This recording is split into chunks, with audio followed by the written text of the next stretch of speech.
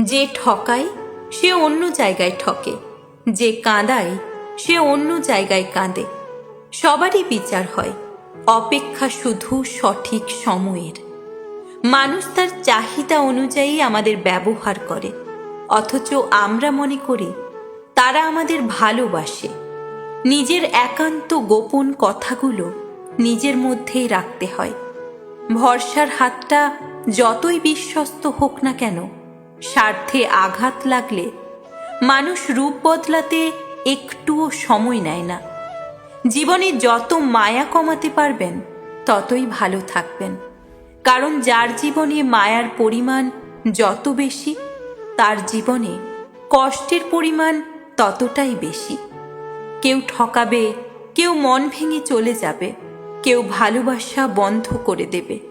কিছুই মনের মতো হবে না, প্রার্থনা কেউ শুনবে না, খুব খারাপ লাগবে, পরিস্থিতি নিয়ন্ত্রণের বাইরে চলে যাবে, কান্না আসবে।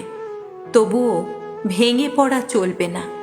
তবুও মানুষকে বলতে হবে ভালো আছি, আমাকে ভালো থাকতে হয়। জানেন তো, ভেঙে যাওয়া মনকে আরো বেশি ভেঙে দিতে মানুষ দুবার ভাবে না। মেনে নিলে তুমি ভালো, আর না মানলে তুমি খারাপ।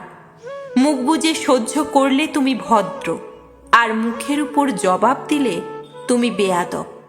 যে মানুষটা কাউকে ঠকাতে চায় না, বিশ্বাস করুন, সেই মানুষটাই প্রত্যেকটা জায়গা থেকে ঠকে আসে। কারণ এই পৃথিবীতে সৎ মানুষের মূল্য কেউ দেয় না। দেখবেন, জঙ্গলের সোজা গাছটাকে সবার আগে কাটা হয়। আঘাত ভোলা গেলেও অপমান ভোলা যায় না। একজন আহত ব্যক্তি তার যন্ত্রণা যত সহজে ভুলে যায়, একজন অপমানিত ব্যক্তি তত সহজে তার অপমান ভুলতে পারে না। তাই মানুষকে অপমান করার আগে একটু ভেবে নেবেন, কারণ এই পৃথিবীটা খুব ছোট।